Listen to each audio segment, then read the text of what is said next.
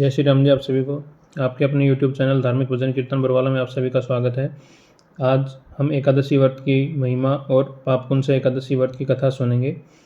व्रत एवं उपवास के मन से के साथ साथ आत्मा की तो शुद्धि होती ही है। व्रत एवं उपवास के आहार को त्याग एवं सात्विक भोजन का विधान कहा जाता है। इसलिए उपवास आरोग्य एवं दीर्घ जीवन की प्राप्ति का उत्तम साधन है। जो व्यक्ति नियमित रूप से व्रत एवं उपवास करता है उन्हें उत्तम स्वास्थ्य की प्राप्ति होती है। उपवास के महत्व को तो अब आधुनिक विज्ञान भी स्वीकारने लगा है। उपवास की महिमा का वर्णन करते हुए नारद पुराण में तो यहाँ तक लिखा है कि गंगा के समान कोई तीर्थ नहीं है, माँ के समान कोई गुरु नहीं, भगवान विष्णु के समान कोई देवता नहीं तथा व्रत उपवास जैसा कोई तप नहीं है। सभी व्रतों में एकादशी के व्रत को सर्वोपरि माना जाता है। प्रत्येक मास में 2 एकादशी आती हैं। वर्ष भर में 24 एकादशी होती हैं और यदि एक अधिक मास या मल मास हो तो उसमें 2 एकादशी अतिरिक्त होती हैं, जिन्हें पुरुषोत्तम एकादशी कहा जाता है। इस प्रकार कुल 26 एकादशी मानी जाती हैं। ये सभी एकादशी अपने अपने नाम के अनुसार श्रेष्ठ फल देने वाली होती हैं। एकादशी का व्रत रखने, विधिपूर्वक महात्म्य कहने सुनने तथा भगवान विष्णु का भजन कीर्तन करने से मनुष्य के सभी प्रकार के कष्ट दूर हो जाते हैं और वह इस लोक में सुख भोगकर अंत में भगवान विष्णु के धाम के लिए प्रस्थान करता है। जो पुण्य चंद्र ग्रहण, सूर्य ग्रहण में स्नान दान आदि से प्राप्त होता है तथा जो पुण्य अन्न जल दान, स्वर्ण दान, भूमि दान, गोदान, कन्यादान तथा अश्वमेघ आदि यज्ञ करने से प्राप्त होता है, जो पुण्य तीर्थ यात्रा तथा कठिन तपस्या से प्राप्त होता है, उससे अधिक पुण्य एकादशी व्रत रखने से मिलता है। तो बोले विष्णु भगवान की जय। आज हम पापपुण्य एकादशी की, जो कि आश्विन मास की शुक्ल पक्ष की एकादशी है, उसकी कथा सुनते हैं। श्री युधिष्ठिर बोले कि हे भगवान, आश्विन मास में के शुक्ल पक्ष की एकादशी का नाम क्या है तथा उस व्रत के करने से कौन कौन से फल मिलते हैं, सो सब कृपया पूर्वक कहिए। इस पर भगवान श्री कृष्ण बोले कि हे राजन, आश्विन मास के शुक्ल पक्ष की एकादशी का नाम पापपुण्य एकादशी है।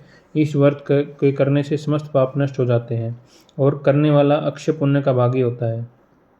इस एकादशी के दिन मनोवांछित फल की प्राप्ति के लिए श्री विष्णु भगवान की पूजा करनी चाहिए।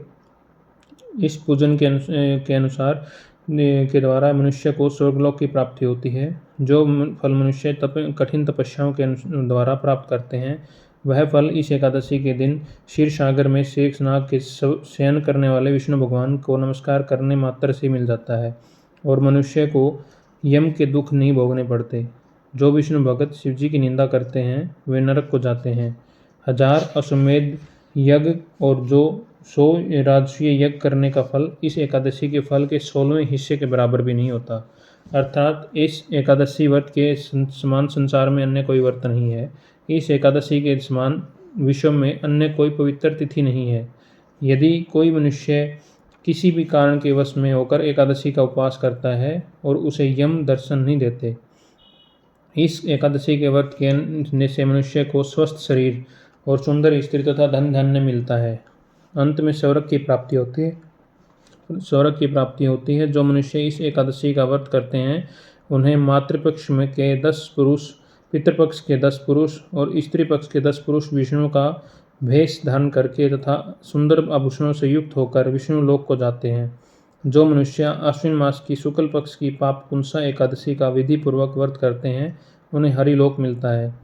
जो मनुष्य एकादशी के दिन भूमि, गौ, अन्न, जल, उपपान्य, वस्त्र, छत्र आदि का दान करते हैं उन्हें यमराज के दर्शन नहीं मिलते।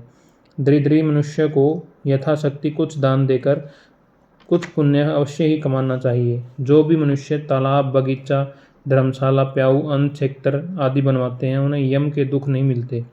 वे मनुष्य इस लोक के स्वस्थ और दीर्घायु होकर सुख भोगते हैं और अंत में स्वर्गलोक को जाते हैं। बोले विष्णु भगवान की जय। आज की एकादशी पापपुंसा एकादशी की कथा यहीं समाप्त होती है। आप सभी लोगों को अब हम एकादशी आरती सुनाता हूँ। ओम जय एकादशी माता, विष्णु पूजा व्रत को धारण कर शक्ति मुक्ति पाता। ओम जय एकादशी माता, तेरे नाम गिनाऊं भक्ति प्रदान करनी, मैया भक्ति प्रदान करनी, गुण गौरव की देवी माता शास्त्रों में वर्णी। ओम जय एकादशी माता, माघ शीर्ष के कृष्ण पक्ष की उत्पन्ना विश्वतारिणी जन्मी मैया विश्वतारिणी जन्मी। शुक्ल पक्ष में होए मोक्षदा मुक्तिदाता बन आई। ओम जय एकादशी माता। पौ मास के कृष्ण पक्ष की सफला नाम कहे मैया सफला नाम कहे। शुक्ल पक्ष में होए पुत्रदा आनंद अधिक रहे। ओम जय एकादशी माता। नाम षट्टिला माघ मास की कृष्ण पक्ष आवे मैया कृष्ण पक्ष आवे। शुक्ल पक्ष में जया कहावे विजय सदा पावे। ओम जय एकादशी माता। विजया फागुन कृष्ण पक्ष में शुक्ला आमल की मैया शुक्ला आमल की। पाप मोचनी कृष्ण पक्ष में चैत्र महाबली की। ओम जय एकादशी माता। चैत्र शुक्ल में नाम कामदा धन देने वाली मैया धन देने वाली। नाम ब्रूथनी कृष्ण पक्ष में विशाख महावाली। ओम जय एकादशी माता। शुक्ल पक्ष में होए मोहिनी अपरा ज्येष्ठ कृष्ण पक्षी मैया अपरा ज्येष्ठ कृष्ण पक्षी। नाम निर्जला सब सुख करणी शुक्ल पक्ष रखी। ओम जय एकादशी माता। योगिनी नाम आषाढ़ में जानो कृष्ण पक्ष करणी मैया कृष्ण पक्ष करणी। देवशयनी नाम कहायो शुक्ल पक्ष धरणी। ओम जय एकादशी माता। कामिका श्रावण मास में आवे कृष्ण पक्ष कहिए मैया कृष्ण पक्ष कहिए। श्रावण शुक्ला होए पुत्रदा आनंद से रहिए। ओम जय एकादशी माता। अजा भाद्रपद कृष्ण पक्ष की प्रियवर्तनी शुक्ला मैया प्रियवर्तनी शुक्ला।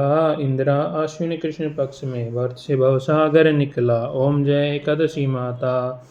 पाप कौन सा है शुक्ल पक्ष में पाप हरण हारी मैया पाप हरण हारी। रमा मास कार्तिक में आवे सुखदायक भारी। ओम जय एकादशी माता।